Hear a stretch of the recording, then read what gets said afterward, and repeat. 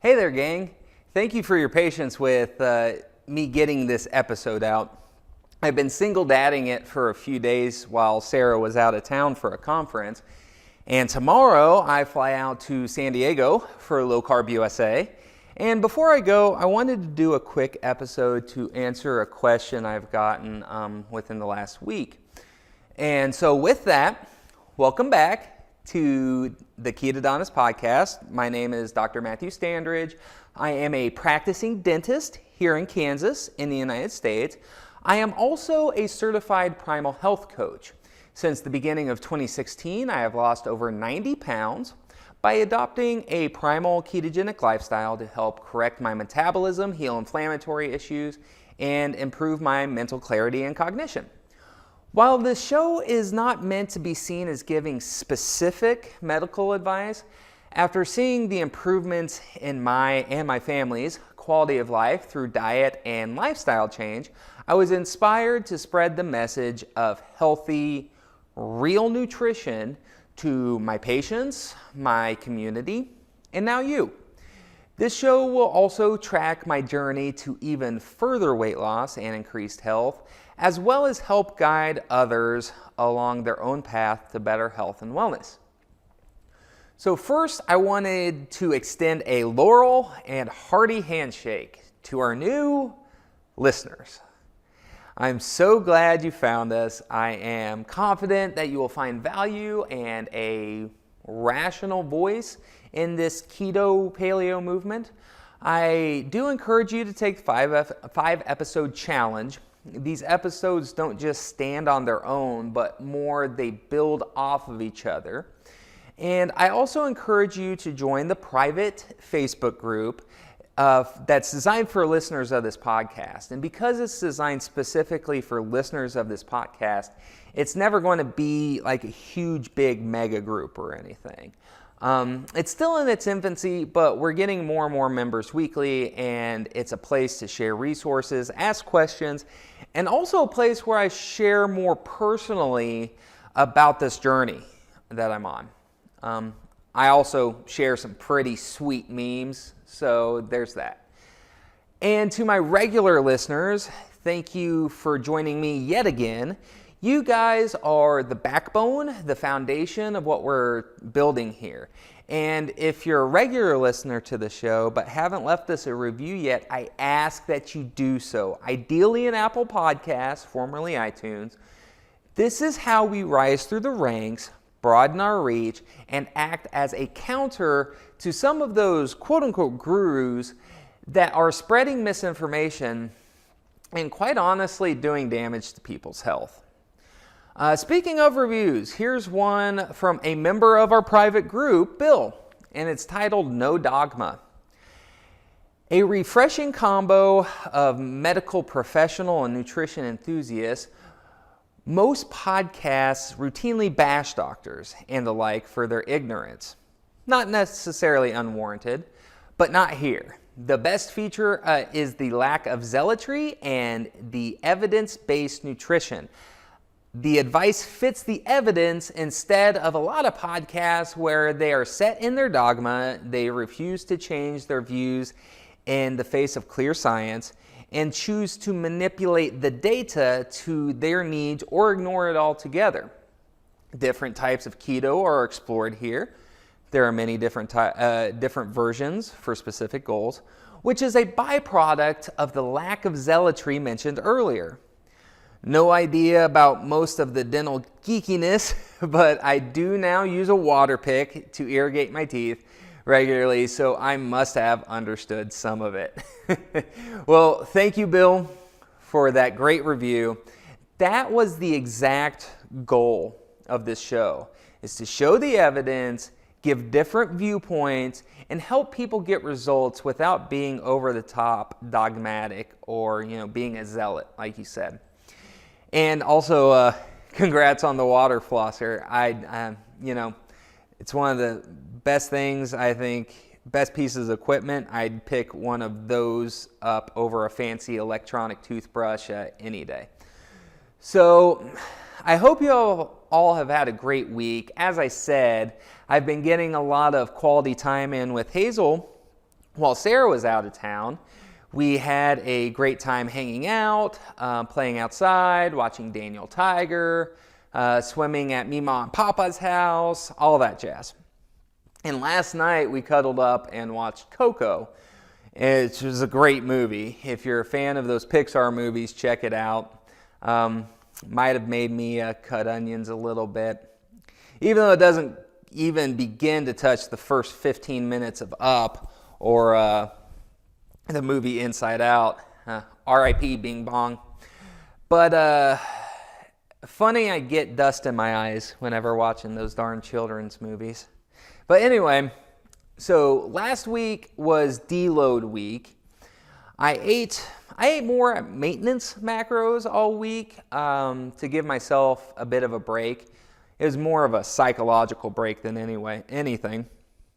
So I allowed myself to have some fattier cuts of meat, some cheese, etc., all the while not overdoing it, but weight maintained. But now I'm back on my aggressive cut, shooting to be in the 240s by the time we take vacation in September. Really, my goal is 248 by the end of boot camp. And our boot camp ends right before we take vacation, so that works out nicely. And as I said earlier, I'm heading out to San Diego tomorrow.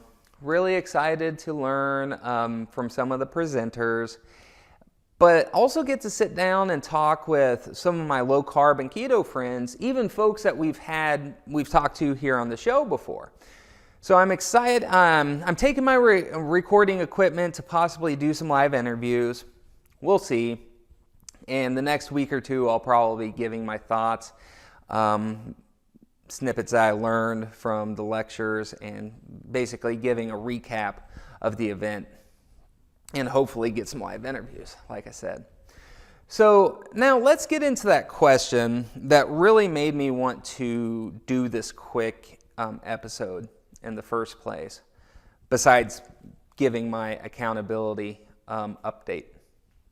So this was from Amy on Instagram. I had posted a picture of a meal I had done, and I had the macros printed on it, right? And I forget what they were exactly, but if I remember right, I think it was like 60 grams of protein, 12 net carbs, and like 15 grams of fat. And I had used low carb and keto hashtags, hence why she saw it. And she had messaged me about why I called it keto even though it was higher in protein than it was in fat. So I explained to her that how I get into ketosis is from carb restriction and calorie restriction, not tons of fat. And she seemed pretty responsive to that answer. But then she asked if I was scared about the protein and carbs kicking up my insulin. And the following is pretty much the answer I gave her, just a bit more detailed. Okay? So first, I want to talk about what I think has made people scared of all carbs and protein in the first place, and that is the carbohydrate-insulin model of obesity. This theory has been around for a while, but to my knowledge, the theory that carbs and insulin is the primary or sole cause of obesity was recently made famous by Gary Taubes' book, Good Calories, Bad Calories. And I say recently, it's like 6 or 7 years ago, but still. Now, I'm going to start off by saying I still like the book. There's a lot of folks in the evidence-based medicine crowd that like to poo-poo on Taubes, but I think his books still have a place. It lifted the veil on the sham science that our dietary guidelines were based off of. It lifted the veil on the anti-fat agenda, and I sincerely applaud him for that. That being said, with the evidence that has surfaced in recent years, it's more plausible that carbs and insulin play a part, but that obesity, especially when you consider it on a global scale, it's very multifactorial. So in a nutshell, according to the carbohydrate-insulin model of obesity, recent basically the recent increases in consuming processed, high glycemic carbs produced hormonal changes that promote calorie deposition into the adipose tissue. It makes you hungrier, and it lowers how much energy you burn. So it lowers energy expenditure. And from that, there are folks who have extrapolated that since insulin is a fat storage hormone, as long as insulin is low, you won't get fat. But I want to take a step back and discuss insulin for a second. Insulin is a hormone produced by the pancreas released into the blood. And it affects a heck of a lot of different types of cells in the body. And it has a lot of different functions. Yes, it regulates blood sugar, of course, but that's just one of many functions. And yes, it also controls the storage of fat. But it also directs transport of amino acids, fatty acids, and carbs into the tissue. It also functions as a growth hormone. It has roles in appetite control, regulates the liver's rate of cholesterol synthesis, and more. It also drives the kidneys to retain fluid, hence why you lose a lot of water weight when you first go low carb. There's a reason insulin is nicknamed the master storage hormone. And that is why we need to be smart about insulin and not overly or absurdly fearful of it. I mean, without insulin, you would die. Insulin in of itself is not the problem. Like I said, it's vital to life.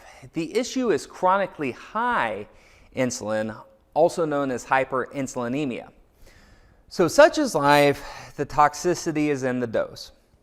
In proper amounts, it's life-sustaining, but too much too often can cause some serious health issues, including heart disease, high blood pressure, elevated cholesterol, elevated triglycerides, excess fluid retention and edema, type 2 diabetes, obesity, etc. That's where some of the goodness comes in with kicking the carbs, is the reduction in insulin levels. That's why you have some folks like myself who say calories matter, but still like low carb diets. Because carbs do indeed cause the highest uptick in insulin, getting that in check can do wonders for our health. That being said, anytime you eat something with calories, your insulin is going to go up. Remember, insulin is the storage hormone. It's got to help direct transport of whatever you give yourself, whether that's carbs, protein, or yes, even fat. And that is where folks all aboard the high fat, calories don't matter camp start ignoring the facts that fat and ketones are indeed insulinogenic. Now think about it for a minute, okay? Don't we get annoyed with folks that confuse ketosis with ketoacidosis? Well, what is it that keeps us from turning ketoacidotic? Insulin, right? Also, even in the absence of carbs, excess fat can still be stored.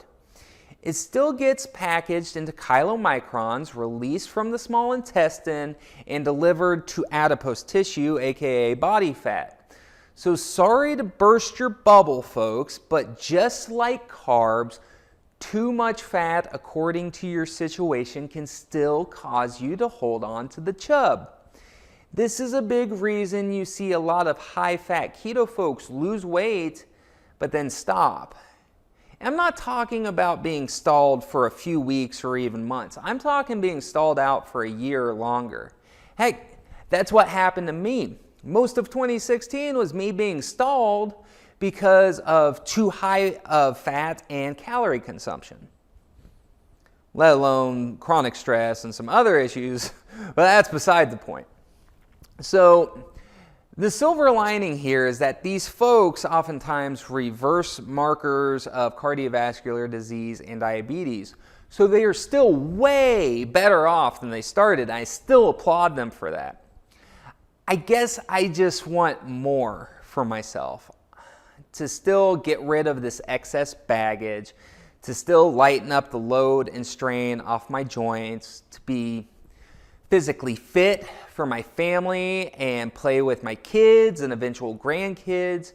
And for vanity's sake, I've enjoyed being able to shop and fit into quote unquote cool clothes again, instead of having to go to the bland big and tall stores. I don't golf a whole lot, so I don't need to look like an overweight golfer. But again, getting back on point, the dose makes the poison. That goes for carbs, it goes for insulin, and it also goes for dietary fat. The real benefits for low carb or keto diets, in my experience, has been stable blood sugar and energy levels, absence of hunger. It's a lot easier to eat less if you're not hungry. And also being fat or keto adapted to where the body can have access to its own fat stores for energy. Those are all solid biological and physiological reasons why a large portion of the population would benefit from this diet and lifestyle. I hope this makes sense. If you want me to dive more into the mechanisms a bit, just let me know. I'm going to wrap up the show here as I need to get packed and ready to head out tomorrow. Again, join the private Facebook page if you haven't already, the Facebook group. I'll love you forever if you leave me a written review. That's how we grow. That's how we spread the message of real healthy nutrition and lifestyle. So take care until next time, and I'll talk to you later.